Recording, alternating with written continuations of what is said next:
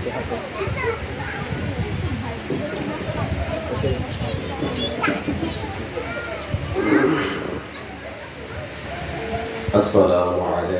warahmatullahi wabarakatuh.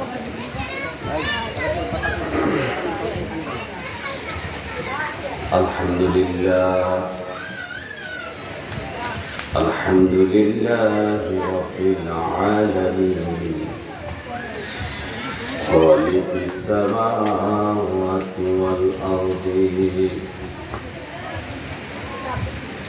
Assalatu wassalamu ala man kana nabiyyan wa adamu bainal ma'i wat-tin. Sayyidina wa nabiyyina wa syafi'ina wa habibina wa wakilina wa kafilina wa awlina Muhammadur Rasulullah sallallahu alaihi wasallam. Qala Allah ta'ala fi kalamihil majid wal furqanil hamid. ولا تأكلوا أموالكم بينكم بالباطل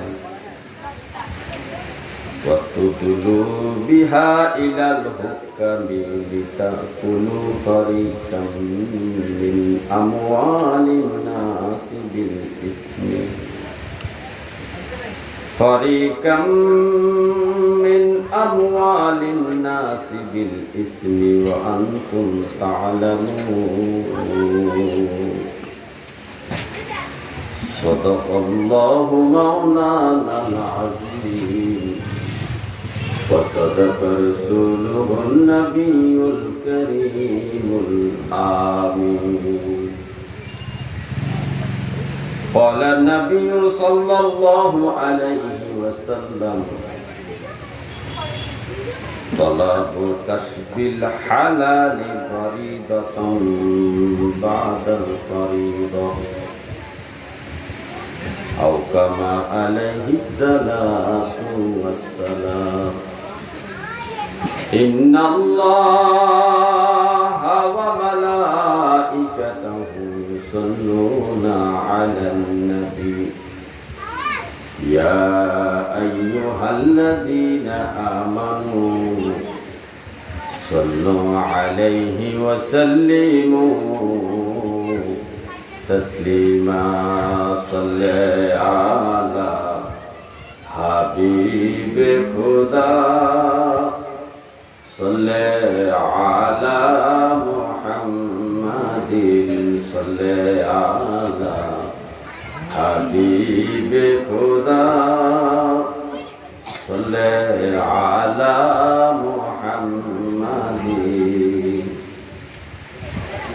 মানব সে ফুটলরে ফুল নজির বিহি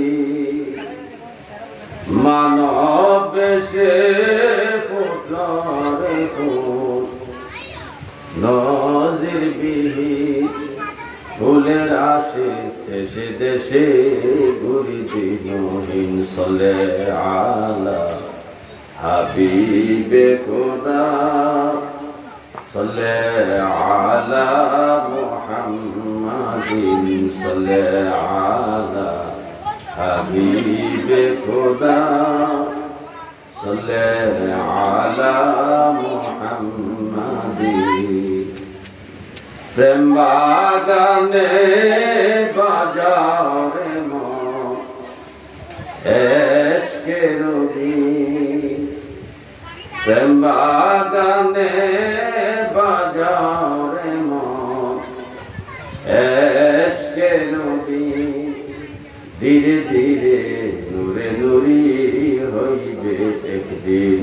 সলে আলা হাবিবে খোদা সলে আলা মুহাম্মাদিন সলে আলা হাবিবে খোদা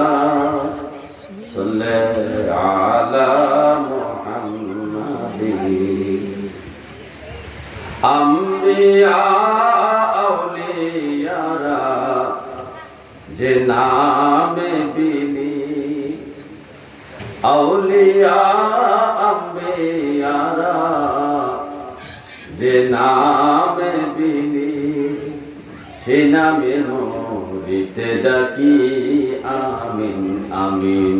সল্লে আলা হাবিবে খোদা, সল্লে আলা মুহাম্মাদিন, সল্লে আলা হাবিবে খোদা, সল্লে আলা মুহাম্মাদিন।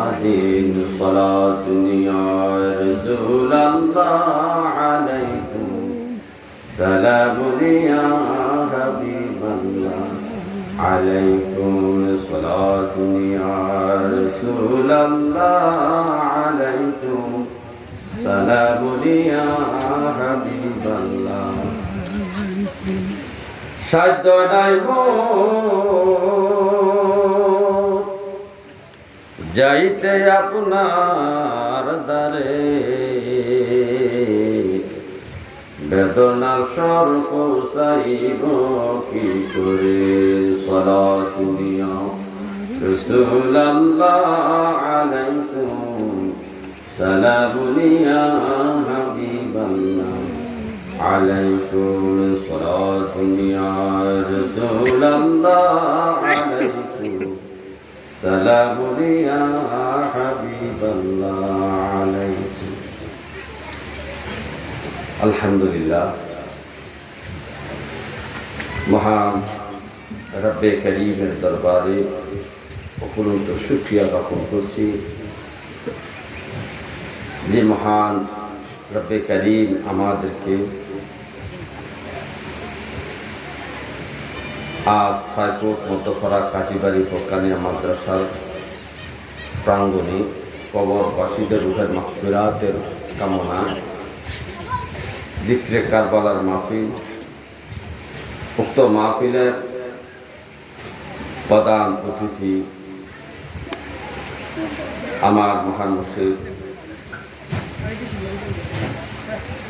মুফতি নাজিরুল আমিন রিজভী হানাফি কাদির মাদ্দাতুল্লাহ আলী হুজুর কিবলা এবং বিশেষ অতিথি আলহাজ হযরত মাওলানা মুফতি মবিন আনোয়ারি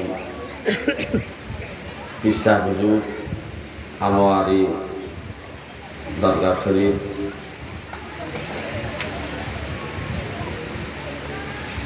আরও বিশেষ অতিথি হিসাবে আছেন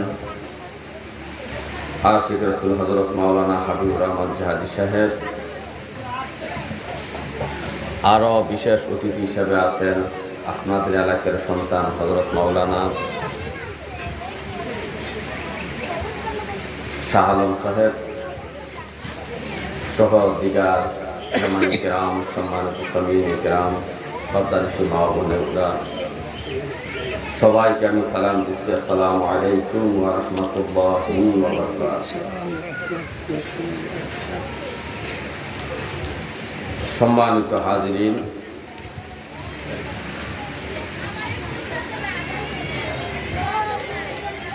আমরা পরকালে মুক্তির জন্য, পরকালে বিনা হিসাবে জান্নাতি হওয়ার জন্য আমাদেরকে দুনিয়া থেকে যে ধরনের আমল আখলাক আমাদেরকে করতে হবে, এর মধ্যে একটা আমল হলো হালাল কামাই রুজি করা, হালাল খাওয়া, হালালভাবে ব্যবসা বাণিজ্য করা, হালালভাবে চাকরি বাকরি করা।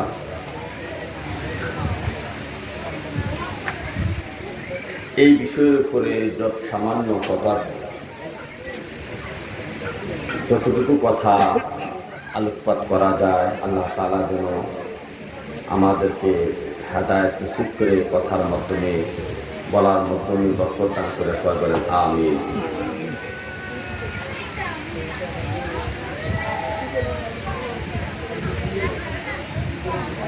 আমরা প্রত্যেকেই জানি ইসলামের 5টা ব্যানার আছে, স্তম্ভ। প্রত্যেকটা নারী পুরুষের জন্য 5টা স্তম্ভ সমানভাবে, কারো কারোর জন্য সমানভাবে হয়, কারো কারোর জন্য 2-1টা কম হয়।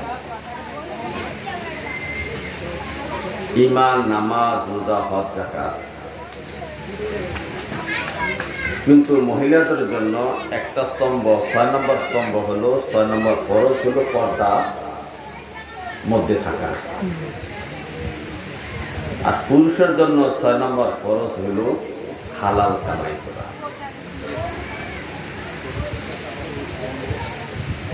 আমাদের এই কামাইয়ের উপরে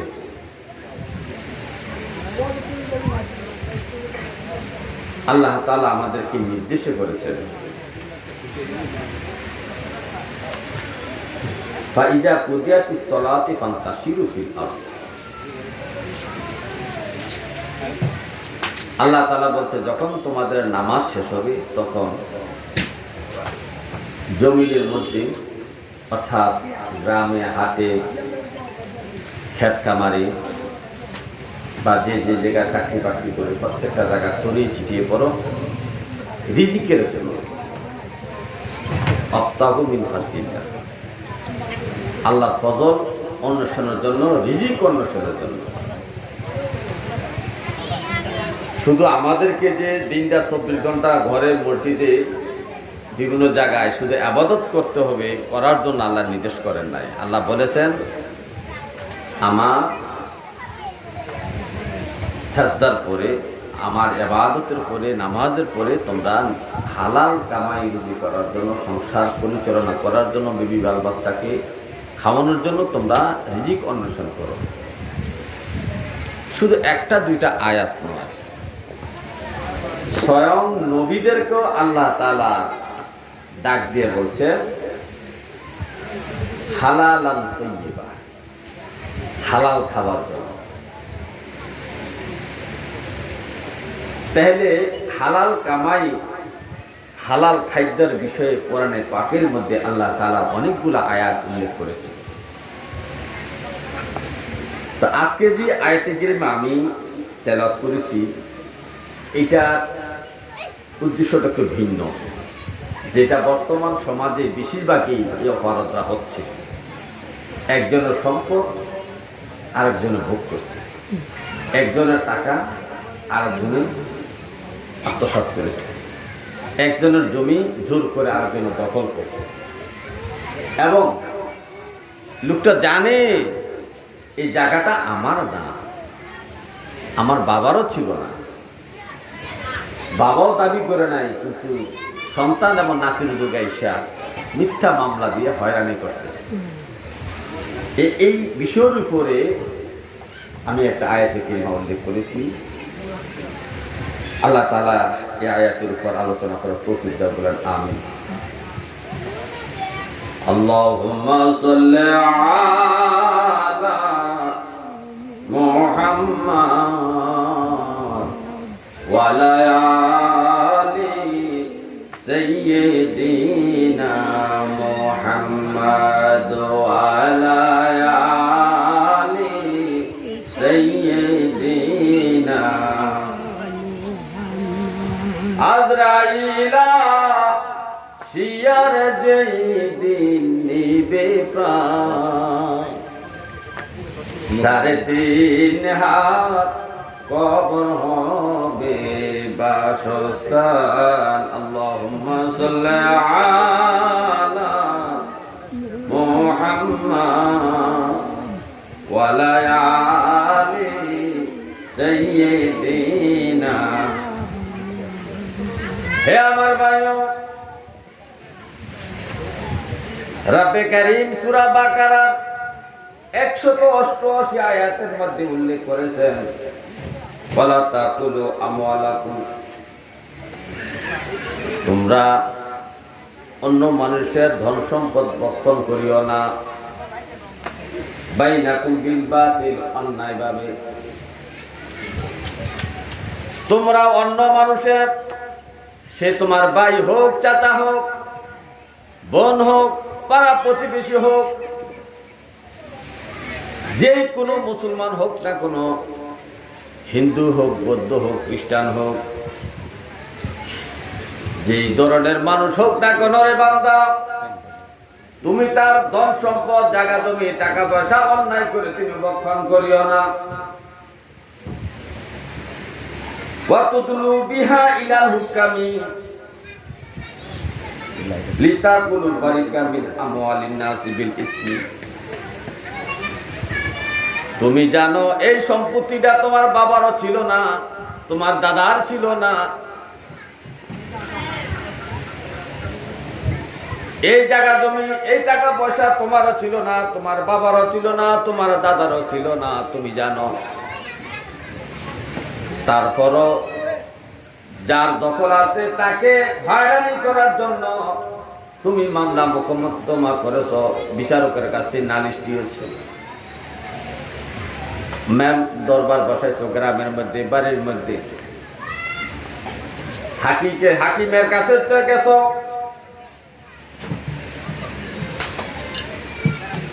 এবং ইউনিয়ন পরিষদের মধ্যে বিচার দিয়েছ, চেয়ারম্যান মেম্বারের কাছে নালিশ করেছ, অথচ তুমি জানো এই জায়গাটা আমি পাবো না, এই জায়গাটা লিগ্যাল দলিল আমার নাই, এবং এই সম্পত্তিটা আমার না, এটা আমি জানি। এই সম্পত্তিটা আমার বাবার অধীনে ছিল না, দাদার অধীনে ছিল না, সেটা আমি জানি। তারপর বিভিন্ন চাল চাতুরি করে তুমি এই সম্পত্তিটাকে জোর করে ভক্ষণ করার জন্য, দখল করার জন্য, ভোগ করার জন্য তুমি আদালতে গেছো, মেল দরবারে গেছো।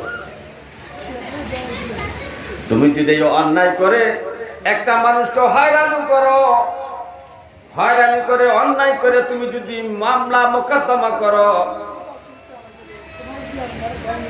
তুমি এই কাজটা করবা না। ও আনতুম তাআলামুন, অথচ তুমি নিজে জানো এই জায়গাটার মালিক তুমি নও, এই সম্পত্তির মালিক তুমি নও, এটা তুমি জানো। এই দোকানের মালিক তুমি না, এই ব্যবসার মালিক তুমি না, এটা তুমি জানো। জানা সত্ত্বেও তুমি অন্যায় করে কিছু অংশ, সামান্য কিছু লাভবান হওয়ার জন্য, কারণ একটা জমি নিয়ে যখন সমাজের মধ্যে ৮-১০ জন মানুষ বসে, তখন একটা পায়সালা দেয়, আচ্ছা ঠিক আছে জমি তোর কাছে থাক, সেই জন দাবি করছে তাকে 10 লাখ টাকা দিয়ে দে, জমি তোমার কাছে থাক, দোকানটা তোমার কাছে থাক, সে যত দাবি করেছে তাকে 5 লাখ টাকা দিয়ে দাও, 1 লক্ষ টাকা দিয়ে দাও। এই টাকাটা পাওয়ার জন্য তুমি তাকে হয়রানি করেছ, অথচ তুমি জানো এই জায়গার মালিক তুমি না, তোমার বাবাও ছিল না, তোমার দাদাও ছিল না। তুমি তাকে মিথ্যা হয়রানি করে সম্পদ ভোগ করার জন্য এই মামলা মোকদ্দমা করেছ, মেল দরবার বসাইছ। রাব্বে কারীম বলতেছে, আমার বান্দারা এই অন্যায় করে মানুষের ধন সম্পদ তোমরা ভক্ষণ করিও না। এই আয়াতটা নাজিল হওয়ার কারণ হলো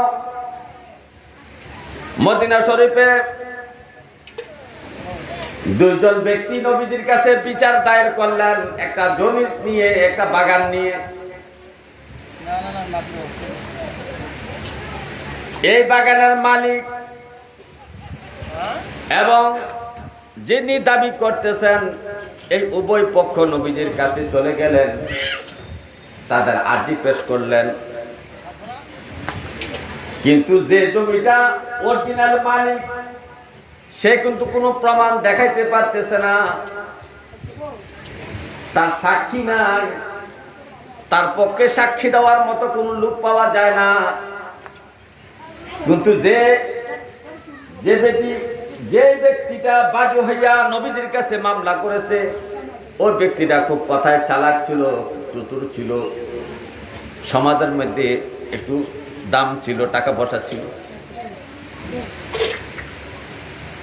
এখন নবীজির কাছে যাই আসে বিভিন্ন ভাবে ইনায়া বিনায়া কথার সল ছাত্র দিয়ে নবীকে বুঝাইতে সক্ষম হয়েছে এই জমির মালিক সে,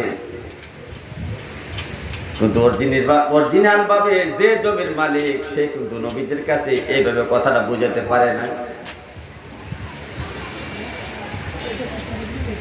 এখন তাদের শেষ কথাটা উপনীত হওয়ার জন্য নবীজি যে ব্যক্তি বাদী হয়েছে জায়গাটা নেওয়ার জন্য, যে বাদী হয়েছে এই বাদীকে এবং বিবাদীকে লক্ষ্য করে বলল, তোমরা যদি এই জায়গা জমিটা অন্যায় করে দখল করো, তুমি যদি জায়গাটার মালিক না হয়ও যদি তুমি সেটা দখল করার জন্য ছলচা তুমি করো, কলাকৌশল অবলম্বন করো, মিথ্যা কসম কাটো, তাহলে এটার ভয়ানক শাস্তি হবে। শুধু তাই নয়, এই জমিটা যে দখল করবা এই জমির 7 স্তর পর্যন্ত হাসরের মাঠে তোমার গলার মধ্যে লটকিয়ে দেওয়া হবে। এইভাবে নবীজি যখন তাকে ভয় দেখালেন, জাহান্নামের শাস্তির ভয়, আল্লাহর আযাবের ভয় যখন দেখাইলেন, যে ব্যক্তি মামলা করেছে নবীজির কাছে জায়গাটার জন্য, সে ব্যক্তি সত্য কথা স্বীকার করেছে, ইয়া রাসূলুল্লাহ, আসলে জমির মালিকটা কিন্তু আমি না। আমি মনে করেছি এই লোকটা এই জায়গাটা দিয়া কি করবে, এই খেজুর বাগান দিয়া কি করবে, এটা যদি আমি আনতে পারি তবে সুন্দর করে বাগান সাজাইতে পারবো, অনেক গাছ লাগাইতে পারবো, ফল হবে অনেক, আমার অনেক উন্নতি হবে। এই জন্য আমি চেষ্টা করেছি, কিন্তু আমার চেষ্টাটা অন্যায় হয়ে গেছে, নবী আপনি আমাকে মাফ করে দেন। তখন আল্লাহ তাআলা এই আয়াতটা নাযিল করে বললেন, ওয়ালা তাকুলু আমওয়ালাকুম বাইনাকুম বিল বাতিল, হে আমার বান্দারা, অন্যায় সম্পদ অন্যায় করে বক্ষণ করিও না, অন্যায় ভাবে জুলুম করে বক্ষণ করিও না। শুধু বক্ষণ করবা না এমন নয়, তুমি যদি জানো যে জায়গাটার মালিক তুমি নও, তোমার বাবাও ছিল না, তোমার দাদাও ছিল না, তাহলে অন্যায়ভাবে এই জায়গাটার জন্য মামলা করিয়া মানুষটাকে হয়রানি করিও না, আদালতে নিও না, মেল দরবারের কাজ লাগাইও না। আর যদি তুমি জানো যে জায়গার মালিক তুমি না, কিন্তু তুমি যদি মেল দরবার কিছু করতে পারো, তাহলে কিছু সুবিধা ভোগ করতে পারবা। মিল্লারা কিছু টাকা পয়সা খাইয়া বলবে যে জায়গার মালিক তুই থাক, তোর কাছে জায়গা থাক, জমি থাক, ব্যবসাটা তোর কাছে থাক, দোকানটা তোর কাছে থাক। তবে সেজন দাবি করতেছে তাকে 5 লাখ টাকা দিয়ে মাপ নিয়ে নে, অথচ তুমি জানো এই 5 লাখ টাকা তোমার জন্য হারাম। আজকে এই অবস্থায় আমাদের বর্তমান সমাজে চলতে আছে, মানুষ মানুষকে হয়রানি করতেছে, সম্পদ নিয়ে, জায়গা নিয়ে, জমি নিয়ে, বাড়ি নিয়ে, দোকানপাট নিয়ে, রাস্তার পাশে জায়গা নিয়ে, জমি জামা নিয়ে, এই সমস্ত হয়রানি চলতেছে। এভাবে অন্যায় করে হারাম ভাবে কামাই রুজি করা যাবে না।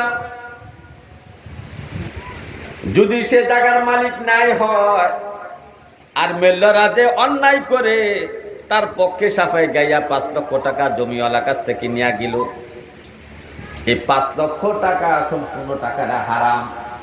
এই টাকাটার দ্বারা যদি 1 বস্তা চাল কিনে, এই চালের বস্তাটাও হারাম তার জন্য, এবং এই টাকাটা তার জন্য হারাম। এই হারাম বক্ষণ করলে নবীজি বলছেন তার ইবাদত কবুল হবে না, নামাজ কবুল হবে না। এই জন্য নবীজি সতর্ক করেছেন, আমার উম্মতরা তলাবুল, তোমরা কি করো, হালাল কামাই তোমাদের জন্য ফরজ, হালাল কামাই তোমাদের জন্য ফরজ করা হয়েছে। তালাবুল কাসবিল হালালি ফারিদাতুন বাদাল ফারিদা, যে আমার উম্মতেরা তোমাদের 5টা ব্যানার পরে তোমার পুরুষের জন্য 6 নম্বর ব্যানার হলো হালাল কামাই করা। হালাল কামাই রুজি করা তোমাদের উপর ফরজ। হারাম কামাই রুজি করিয়া তোমার সংসারকে পরিচালনা করিও না, বিবি বাল বাচ্চাকে খাওয়াইও না। আপনি হারাম টাকা কামাই করে আপনার বিবিকে খাওয়াবেন, সন্তানকে খাওয়াবেন, এই সন্তান এই বিবি কিন্তু হাসর মাঠে আপনার বিরুদ্ধে মামলা করবে, আল্লাহর কাছে বলবে, রব্বে কারীম, আমরা তো বলি নাই, আমরা খিদায় কষ্ট পাচ্ছি ঠিক আছে, কিন্তু হারাম কামাই করে আমাদেরকে খাওয়ানোর জন্য আমরা বলি নাই, আমরা এই কথা আপনাকে বলি নাই। আপনি সন্তান বলবে, বাবা আপনি হারাম পথে টাকা পয়সা কামাই করে আমাদেরকে বাড়ি গাড়ি বানানোর জন্য আপনাকে আমরা বলি নাই, হারাম পথে কামাই করে আমাদেরকে লেখাপড়া করার জন্য আপনাকে বলি নাই, হারাম পন্থায় আপনি আমাদেরকে চাকরি দেওয়ার জন্য বলি নাই। সুতরাং এই পাপের দায়িত্ব আমরা নেব না, আপনার পাপ আপনার কাঁধের মধ্যে থাকবে। আপনার পাপ আপনাকে বহন করতে হবে। এই জন্য আমাদেরকে সাবধান হতে হবে। এই আমাদের ব্যবসা বাণিজ্য, কামাই রুজি, প্রত্যেকটা ব্যবসা বাণিজ্য এবং কামাই রুজি, চাকরি বাকরির একটা বিধান আছে ফতুয়ার কিতাবে। প্রত্যেকটা ফতুয়ার কিতাবে একটা অধ্যায় আছে যে কিভাবে ব্যবসা করলে হালাল হবে, কিভাবে ব্যবসা করলে হারাম হবে, কিভাবে চাকরি করলে হালাল চাকরি হবে, বেতন খাওয়া হালাল হবে, কিভাবে চাকরি করলে বেতন খাওয়া হারাম হবে, সব কিছু বিধিবিধান ফিকহের কিতাবের মধ্যে উল্লেখ আছে। কিন্তু আমার বাংলাদেশের শতকরা ৮০ থেকে ৮৫% মুসলমান ব্যবসা বাণিজ্য করে, চাকরি বাকরি করে, তার চাকরির বিষয়ে মাসলা মাসাইল জানে না, ব্যবসার বিষয়ে মাসলা মাসাইল জানে না। ব্যবসার বিষয় কি? অথচ সামান্য একটু অন্যায়ের কারণে আমার ব্যবসা ইনকামটা হারাম হয়ে যায়।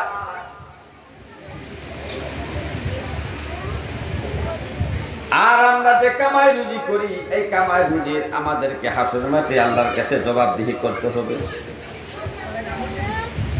কবরের মধ্যে ৩টা প্রশ্ন করবে, আপনারা সবাই জানেন। কবরের ৩টা প্রশ্ন করবে, আপনারা সবাই জানেন। প্রত্যেকটা মুসলমান এই কথাটা জানে।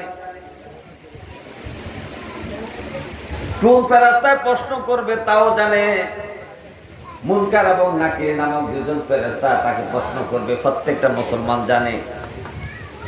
নারী থেকে পুরুষ পর্যন্ত সবার কিন্তু নাম মুখস্থ হয়েছে। মুনকার নাকির ৩টা প্রশ্ন করবে, কিন্তু অনেক মুসলমান জানে না হাসরের মাঠে স্বয়ং আমার আল্লাহ 5টা প্রশ্ন করবে প্রত্যেকটা নারী পুরুষকে।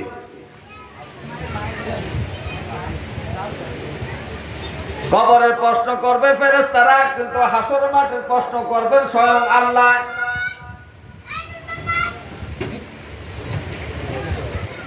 হাসর মাঠে আপনাকে 5টা প্রশ্ন করা হবে।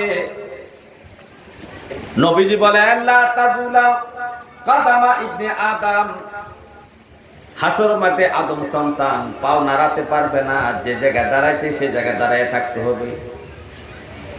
হাত্তা ইউসআলা আন খামসিন, যতক্ষণ পর্যন্ত না 5টা প্রশ্নের উত্তর দিতে পারবে, যতক্ষণ পর্যন্ত না হাসরবাসী 5টা প্রশ্নের, প্রত্যেকটা মানুষ, প্রত্যেকটা নারী, প্রত্যেকটা পুরুষ আল্লাহ 5টা প্রশ্ন করবেন। 5টা প্রশ্নের উত্তর দেওয়ার আগ পর্যন্ত পাও নাড়াচাড়া করতে পারবে না।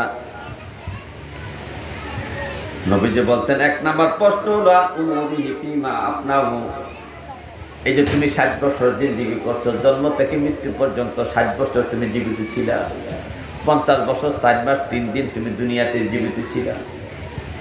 40 বছর 4 মাস তুমি সাইকোটের জমিনে জীবিত ছিলা। এই 40 বছর 4 মাস সময় তুমি কি কাজ করেছো, কিভাবে সময়টা কাটাইছো, কিভাবে তোমার জীবনটা কাটাইছো, হিসাব দাও। 2 নাম্বার প্রশ্ন আল্লাহ করবেন ওয়া আন শাবাবিহি ফিমা আফলাউ, এরে আমার বান্দা, এরে আমার বান্দি, যৌবনকাল তুমি কিভাবে কাটাইছো, যৌবনকালের একটু হিসাব দাও। যৌবনকালের একটু হিসাব দাও। 3 নাম্বার প্রশ্ন হলো ওয়া আন মালিহি মিন আইনা ইকতাসাবাহু ওয়া ফিমা আনফাকাহু। 4 নাম্বার প্রশ্ন 3 নাম্বার প্রশ্ন হলো ওয়া আন মালিহি মিন আইনা ইকতাসাবাহু, তোমার ধন সম্পদ, এই জায়গা জমি, এই মার্কেট, এই বিল্ডিং, এই যে জায়গা জমি, টাকা পয়সা, এই যে বাড়ি গাড়ি তুমি করছো, কিভাবে এগুলা করছো একটু হিসাব দাও। কোন পথে কামাই করেছো, হালাল ভাবে করেছো না হারাম ভাবে কামাই করেছো, হিসাব দাও। এই যে তুমি 5তলা বিল্ডিং করেছো, হিসাব দাও। এই যে তুমি টিনের বেড়া দিয়ে ঘর বানাইছো, হিসাব দাও। কিভাবে এই ঘর বানাইলা, কিভাবে জায়গা কিনলা, কিভাবে ছেলেকে চাকরি দিলা, কিভাবে সন্তানকে বিদেশ পাঠাইলা, সন্তান এতগুলা লালন পালন করলা, কিভাবে করলা, কিভাবে কামাই রুজি করছো, সবগুলার হিসাব তুমি আজকে দাও। তারপরে নবীজি বলেন 4 নাম্বার প্রশ্ন করবেন ও ফিমা আনফাকাহু, এই যে টাকা পয়সা কামাই করছো, এই টাকা পয়সাগুলা তুমি কোন কোন খাতে ব্যয় করছো, কিভাবে খরচ করছো, একটি হিসাব দাও।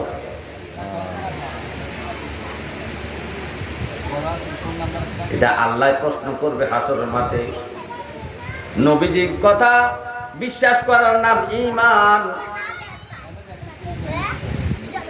এই হাসর মাঠে প্রশ্ন করবে, এটা কিন্তু আমরা দেখি না। নবীজি বলছেন এটা বিশ্বাস করার নাম ঈমান। ইউমিনুনা বিল গায়ব, এই অদৃশ্য কথার প্রতি বিশ্বাস করার নাম হলো ঈমান। নবীজি বলছে প্রত্যেকটা আদম সন্তানকে, নারী পুরুষ সবাইকে আল্লাহ 5টা প্রশ্ন করবে। 5 নাম্বার প্রশ্ন হলো ওয়ামা আমিলা ফিমা আলিমা। এরে বান্দা, তুমি যতটুকু জানছো ততটুকু আমল করছো কিনা বলো। যতটুকু তুমি জানছো ততটুকু আমল করছো কিনা বলো। তুমি জানছো সুদ খাওয়া হারাম, আলেম ওলামা তোমাকে মাইকের মাধ্যমে, মসজিদের মাধ্যমে, খুতবার মাধ্যমে তোমাকে বুঝাইছে সুদ খাওয়া হারাম, তুমি জানছো কথাটা, কিন্তু সুদ খাওয়া থেকে তুমি বিরত ছিলে কিনা বলো। নামাজ পড়া ফরজ, তুমি জানছো, আলেম ওলামা তোমাকে জানাইছে, তোমাকে প্রশ্ন করলে তুমিও বলেছো নামাজ ফরজ। এ বান্দা, তুমি যে জানছো নামাজ ফরজ, নামাজ পড়ছো কিনা বলো। আলেম ওলামা কোরআন থেকে দলিল দিয়ে বলছে, আল্লাহ বলছে মোহরানা প্রদান করো তোমার স্ত্রীকে। স্ত্রীর কাছে স্ত্রীকে স্পর্শ করার আগে স্ত্রীর মোহরানা আদায় করে দাও। মোহরানা আদায় করা ফরজ। মোহরানা আদায় করে, কিন্তু এই ফরজটা আজকের সমাজের মানুষের কাছে মজলুম হয়ে গেছে। শতকরা 95% মুসলমান বিবির কাছে মোহরানা আদায় না করে বিবির কাছে মাপ চায়। অথচ এত টাকা পয়সার মালিক হওয়ার পরে 50,000, 1 লাখ টাকা, 10,000, 20,000 টাকার জন্য বিবির কাছে মাপ চায়। মুসলমানের মন এত নিচু হইল কিভাবে? অথচ আল্লাহ বলছেন তোমার স্ত্রীদের মোহরানা আদায় করে দাও। প্রত্যেকটা মানুষ জানে মোহরানা আদায় করা ফরজ, প্রত্যেকটা মানুষ জানে না। তা আল্লাহ বলবেন, হে আমার বান্দা, তুমি যে জানছো মোহরানা ফরজ আদায় করা, তুমি আদায় করছো কিনা বলো। আলেম ওলামারা বলছে ঘুষ খাওয়া হারাম। কোন কাজ করে দেওয়ার জন্য, সুপারিশের জন্য কেউ কারো টাকা দিলে, কেউ টাকা খাইলে, কেউ টাকা নিলে, টাকার বিনিময়ে কাজটা হয়ে যাবে, এই সমস্ত কর্মকাটি করা সম্পূর্ণ হারাম। এটার নাম হলো ঘুষ। তুমি জানছো ঘুষ খাওয়া হারাম আমার বান্দা, এই যে অফিস আদালতে চাকরি করো, ঘুষ খাওয়া তুমি বিরত ছিলা কিনা? জবাব দাও। এই কথাটাই নবীজি বলছেন যে আল্লাহ বলবে আমার বান্দা, তুমি যেই কথাটা জানতা ওই জানা অনুযায়ী আমল করছো কিনা বলো। তুমি জানো রমজানের রোজা ফরজ, প্রত্যেকটা মানুষকে জিজ্ঞাসা করলে বলবেন না রমজানের রোজা কি ফরজ। তুমি যে রোজাটা ফরজ জানছো, এই 30টা রোজা আদায় করছো কিনা? পেটের ব্যারামের উসিলায় তুমি ঘরের মধ্যে লুকোলে ভাত খাইছো, রোজাটা পালন করে নাই। এখন জবাব দাও, এই জানলা কেন আমল তুমি করলা না? এখানে এই হাদিসের মধ্যে মেন মকসুদ হলো এই যে কামাই রুজি, এই কামাই রুজি সম্পর্ক হাসর মাঠে আল্লাহ স্পষ্ট করবে। যেভাবে মনে চায় সেভাবে কামাই করা যাবে না। নবীজি বলছেন ওয়ান আমালিহি মিন আইনা ইকতাসাবাহু ওয়া ফিমা আনফাকাহু। আল্লাহ প্রশ্ন করবে বান্দা, এই যে টাকা পয়সা কামাই করছো, বাড়ি করছো, গাড়ি করছো, জায়গা কিনছো, মার্কেট করছো, এত সুন্দর বাড়ি করছো, টাইলস দিয়ে বাড়ি করছো রে বান্দা, এই বাড়ি গাড়ি যে করলাম, এই যে ধন সম্পদ জোড়াইলা, কামাইটা কিভাবে করছো হিসাব দাও। কামাইটা কিভাবে করছো, কোথায় তুমি টাকা পাইলা, কিভাবে তুমি টাকা অর্জন করলা, একটু হিসাব দাও। টাকাটা কি হালাল পন্থায় আনছো না হারাম পন্থায় আনছো? হালাল পন্থায় টাকাটা কামাই করছো না হারাম পন্থায় কামাই করছো, একটু হিসাব দাও। এরপরে আবার কষ্ট করবে, এই যে টাকা পয়সা কামাই করছো, হালাল আর হারাম যাই করো, কিভাবে খরচ করছো, কি হালাল পন্থায় খরচ করছো না হারাম পন্থায় খরচ করছো, হিসাব দাও। তোমার এই টাকা পয়সা যাত্রার জন্য ব্যয় করছো না গান বাদ্য প্রচারের জন্য ব্যয় করছো না অশ্লীল কাজের জন্য ব্যয় করছো, না বিলাসিতার জন্য ব্যয় করছো, না অহংকারের জন্য ব্যয় করছো। বান্দা হিসাব দাও। না মসজিদ মাদ্রাসার জন্য দান করেছো, না মাহফিলের জন্য দান করেছো, না মা বাবার সেবা ব্যয় করছো, স্ত্রীর বরণ পোষণে ব্যয় করছো, না সন্তানের লালন পালন ব্যয় করছো। এই হিসাব দাও। তারা এত বোঝা গেল হাসর মাঠও আমাদের বিপদ আছে, কামাই রুজি নিয়া। কিন্তু আজকে আমরা মুসলমান মনে করি আমার কামাই আমাই করি, আমি করব, কার কি আসে যায়। আর ভাই এত সহজ না, এত সহজ না। কামাই রুজি ইচ্ছা মতো করা যাবে না, হালাল পন্থায় কামাই করতে হবে। এই যে বেচা কিনি, এই যে যারা গৃহস্থী কাজ করেন, কৃষি কাজ, যারা গৃহস্থী আছেন, কৃষক আছেন, তাদের বিষয়েও পেকার কিতাবে মাসলা আছে, আপনি কিভাবে মাল বিক্রি করতে হবে। আপনি ধরেন এক খাড়ি টমেটো নিয়ে বাজারে, চান্দিনা বাজারে গেছেন বিক্রি করার জন্য। এক খাড়ি টমেটো নিয়ে বাজারে গেছেন বিক্রি করার জন্য। কিন্তু আপনি ভালো ভালো টমেটো গুলা উপর দিয়ে দিয়েছেন, কিন্তু ছোট টমেটো, পচা টমেটো, ফাটা টমেটো, ছিদ্রওয়ালা টমেটো গুলা খাড়ির নিচে দিয়েছেন। আপনার বাড়ির থেকে দাঁড়ানো হয়েছে, উপরের টমেটোটা দেখে সে ভালো টমেটো মনে করে পুরা টমেটো একসাথে কিনে নিবে। এবং কেনার সময় ডালতে গেলে তুরুজের মধ্যে, অর্থাৎ টমেটো বিরাট এক স্থান, তুফের মধ্যে ডালতে গেলে আর বোঝা যাবে না কোনটা খারাপ কোনটা মন্দ। আপনি এই চিন্তা করে ভালো টমেটো গুলো উপরে দিয়েছেন। আপনি বলেন তো এটা কি ধোঁকাবাজি নয়? আচ্ছা, আপনি যদি বলেন না এটা ধোঁকা নয়, এটা আমি এমনি করেছি, এখন আমি কষ্ট করে টমেটো যিনি কিনছেন তিনি আপনাকে মোট করে টাকা দিচ্ছেন, বাড়িতে আইনা দেখেন টাকাগুলার মধ্যে ৩-৪টা জাল নোট অথবা সিরা পাড়া আছে, তখন আপনার থেকে কেমন লাগবে? তখন আপনি গালি দিবেন, সে ধোঁকাবাজ, আমাকে সিরা টাকাগুলা দিল, জাল নোট দিল। তাহলে আপনি যদি তারে টাকা দেওয়াটাকে ধোঁকাবাজি, জাল মনে করেন, ধোঁকাবাজি মনে করেন, তাহলে আপনি যে ভালো টমেটো ফুল দিয়া খারাপটা নিচে দিয়া বিক্রি করলেন, তাহলে আপনারটা ধোঁকাবাজি নয়, এটা কি ভালো কাজ? তাহলে এই ধোঁকাবাজি দিয়া কামাই করা হারাম। আপনার কালো বেগুন বাজারে বিক্রির জন্য নিয়েছেন, আপনি জানেন আপনার বেগুনের মধ্যে ফোকার ছিদ্র আছে, তারপরও ক্রেতাকে আপনি বলেন, যে কিনবে আপনার বেগুন তাকে বলেন ভাই বেশি ফোকা নাই, অনেক ভালো, দেখেন দেখেন, ঘুরে গেড়ে দেখাইতেছেন, অথচ ভিতরে 2-1টা কালো বেগুনের মধ্যে ফোকার খাই আছে। এখন যিনি বেগুন কিনছেন সে বিশ্বাস করে বেগুন কিনছে, বাড়িতে করতে যায় দেখে 2-3টা বেগুনের মধ্যে ফোকা। এখন আপনি যে ভালো কেয়া বিক্রি করলেন, এই যে ধোঁকাটা দিলেন, এই ধোঁকা দিয়া আপনি বেগুন বিক্রি করিয়া 50 টাকা কেজি বিক্রি করে 50 টাকা আপনি হারাম কামাই করলেন। কিন্তু আপনি যদি বলতেন যে ভাই আপনি মাল দেখে নেন, ভালো হইলো এখানে, খারাপ হইলো এখানে, ভালো হইলো এই 1 কেজির মধ্যে আছে, খারাপ হইলো 1 কেজির মধ্যে আছে, আপনার মাল আপনি দেখে নেন, আর আপনি কত টাকা দিবেন দেন। কিন্তু আপনি ধোঁকা দেওয়ার জন্য, মাল বিক্রির জন্য আপনি সাফাই গাইতেছেন, আমার বেগুন ভালো, কালো কালো বেগুন ভালো, ফোকা নাই, ছিদ্র নাই, কিছু নাই, এই কথা বলে বলে আপনি ধোঁকা দিয়া মাল বিক্রি করলেন। এই যে ধোঁকা দিয়া বিক্রি করলেন, এই বিক্রির টাকাটা সম্পূর্ণ আপনার জন্য হারাম, হারাম, হারাম। হে আমার ভাইও, এত সাধারণ ভাবে, এত সহজ নয় জান্নাতে যাওয়া, এত সহজ নয়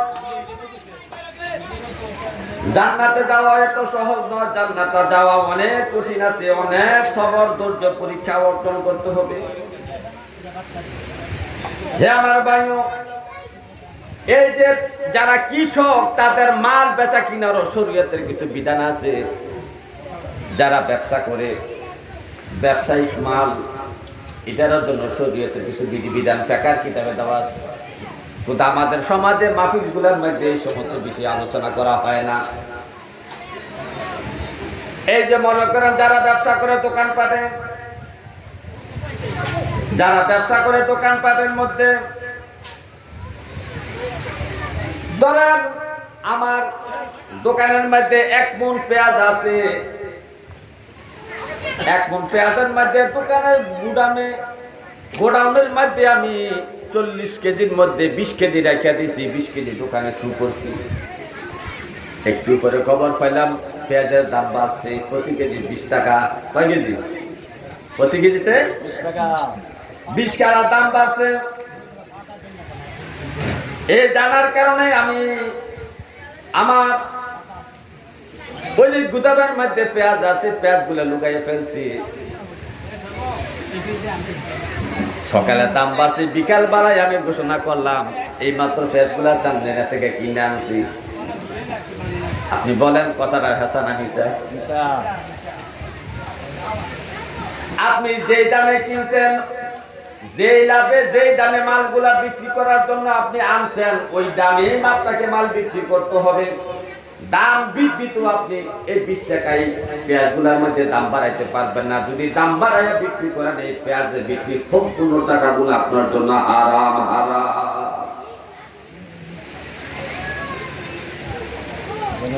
এই হারাম বিক্রি, এই হারাম ভাবে কামাই করে আপনার কি লাভ হবে? আপনার উপায় হবে কি হাসরের মাঠে? এই যে আপনি এই হারাম কামাই করে আপনি নামাজ রোজা করবেন, হজ যাকাত করবেন, ভাই আপনার এই হজ যাকাত এই নামাজ কি কবুল হবে কিনা বলেন? এখন নবীজি কি বলছে দেখেন, এই যে আপনার হারাম কামাই করে হারাম খাইয়া 5 ওয়াক্ত নামাজ পড়ে নবীজি বলছেন, হে আমার উম্মত, ইন্নাল্লাহ তাইয়্যিব, আল্লাহ হলো পবিত্র, লা ইকবালুল তাইয়্যিব খাবিসা। আল্লাহ অপবিত্র জিনিস গ্রহণ করেন না, আল্লাহ পবিত্র পবিত্র জিনিস গ্রহণ করবেন। তুমি হারাম খাইছো, সকালবেলা ভাত খাইছো, এই ভাতটা তুমি হারাম টাকা দিয়া এই চালগুলা কিনছো, এগুলা খাইয়া তুমি মসজিদে নামাজ পড়তে গেছো। তোমার পেটের খাবার হারাম, তোমার যে পোশাকটা পরছো এই পোশাকটা 10 টাকা দিয়ে কিনছো। ধরো 10 টাকার মধ্যে 1 টাকা হারাম টাকা আছে, সুদের টাকা, ঘুষের টাকা, অর্থাৎ ধোঁকাবাজি টাকা আছে। এই টাকাটা থাকার কারণে জামাত, পুরা জামাত টাকারে হারাম। তোমার পোশাকে হারাম টাকার কিনা, পেটের খাবার হারাম টাকার কিনা। তো নবীজি বলছেন যাদের পোশাক হারাম টাকার, রক্ত মাংস হইলো হারাম খাদ্যের দ্বারা পেটের মধ্যে হারাম খাদ্য ঢুকাইছ, তুমি কিয়ামত পর্যন্ত আল্লাহকে সিজদা করতে পারবা, একটা সিজদাও আমার আল্লাহ কবুল করবে না। এই জন্য হালাল কামাই করার জন্য আমাদেরকে চেষ্টা করতে হবে। হে আমার ভাইও, গভীর ভাবে মনোযোগ।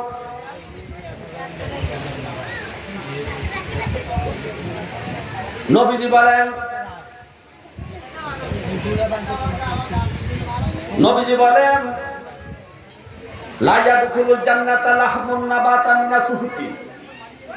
এই হারাম খাদ্যের যারা যারা রক্ত, গোশত, মাংস, হাড্ডি হয়েছে, যাদের শরীরে রক্ত হয়েছে, গোশত হয়েছে, এই গোশত এবং হাড্ডি, রক্ত এগুলা জান্নাতে যাবে না।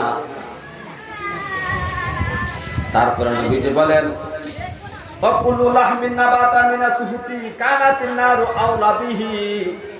আর এই হারাম গোশত, মাংস, হারাম খাদ্যের দ্বারা, হারাম খাদ্যের দ্বারা, হারাম পানীয়ের দ্বারা এই যে গোশত মাংস হয়েছে, এই গোশত মাংস হারাম। এই হারাম গোশত মাংস সঠিক স্থান হইল জাহান্নাম, এটা জান্নাতে প্রবেশ করবে না। তাহলে আপনাকে আমাকে সাবধান হতে হবে, সাবধান হতে হবে। আজকে আমাদের কামাই রুজি কম সময়ের মধ্যে কি বলবো, আজকে সমাজের মধ্যে যাকাত একটা মজলুম ফরজ হয়ে গেছে। আজকে আমাদের সমাজের শতকরা 95% মুসলমান যাকাত ফরজ হয়েছে। যার টাকা ব্যাংকে, যার অ্যাকাউন্টে 3 লাখ 3.5 লাখ টাকা জমা আছে, সেই ব্যক্তির উপর যাকাত ফরজ হয়েছে। আপনি বলেন একটা প্রবাসী দেখান যার যে প্রবাসী ব্যাংকে টাকা জমা নাই। আপনি বলেন এই ব্যাংকগুলা কি হাওয়া দিয়া চলে? এগুলোকে মাটি দিয়া চলে নাকি ব্যাংক? প্রত্যেকটা ব্যাংকের প্রবাসীর নামে 10 লাখ 20 লাখ 30 লাখ 40 লাখ 50 লাখ টাকা ব্যাংকে জমা আছে। এত টাকা জমা থাকার পরেও এত টাকা সম্পত্তির মালিক হওয়ার পরে সে জাকাত দেয় না। সে ফতোয়া দেয় আমার উপর জাকাত ফরজ হয় নাই। অথচ জাকাত এমন একটা ইবাদত, সমস্ত কিছু সম্পদের বিবরণ একজন হক্কানি আলেম মুফতির কাছে আপনাকে দিতে হবে। মুফতি যোগ বিয়োগ করে আপনাকে ঘোষণা দিয়ে দিবে আপনার উপর জাকাত ফরজ হয়েছে কি হয়েছে না, এটা আপনাকে মুফতি সাহেব জানাই দিবে। তো যে ব্যক্তির উপর জাকাত ফরজ, যে সম্পত্তি গুলার উপরে হিসাব করে ব্যবসার পণ্য, ব্যাংকের টাকা, ঘরের মধ্যে স্বর্ণ অলংকার সব কিছু হিসাব করে যদি জাকাত ফরজ হয়ে যায়, ঘরের কর্তা যদি জাকাত না দেয়, এই ঘরের কর্তার জন্য তার সম্পত্তি সম্পূর্ণ হারাম। এই সম্পত্তি কি? টাকা পয়সা তার জন্য হারাম। সেই টাকা খাইয়া এই সম্পত্তি ভোগ করে আসে, নামাজ পড়বে, একটা নামাজও কবুল হবে না।